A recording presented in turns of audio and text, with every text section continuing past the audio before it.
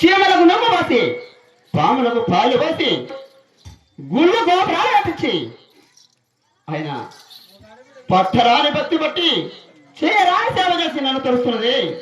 ఎందుకు ముందు 6 మంది మగ సంతానం ఇచ్చాను, ఆడబిడ్డ సంతానం వరకు వచ్చినది. అయినా ఎందుకు వచ్చింది విచారించదు కదా. అమ్మా ఎంతో అమ్మయ్య మేలను అన్నా నన్ను తలతో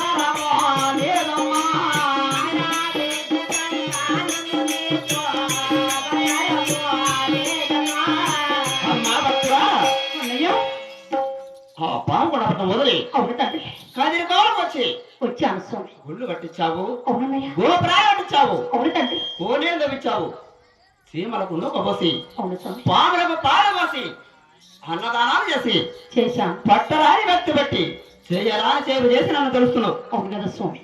అయినా భూములున్నాయి, నేలలున్నాయి ఉన్నాయి తండ్రి. 6 మంది నా సంతానం కలిగారు స్వామి.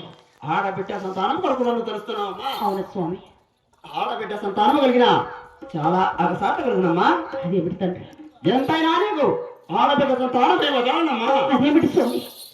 6 సంతానం ఇస్తగలిగినంటే మన అష్ట కష్టాలు కలగాలి. మరి ఈ కదిరి చేసామంటే పావుగొండకు వెళ్ళంటున్నవి.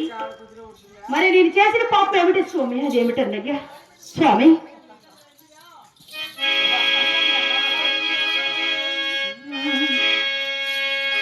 చిన్న పని కాదు సోని చిన్నగా వెలిసావేవ్యా పిలిచిన పని కావు సోని పిలిచిన పని కావా సోని చిన్నగా వెలిసావేవ్యా పిలిచిన పని కావా సోని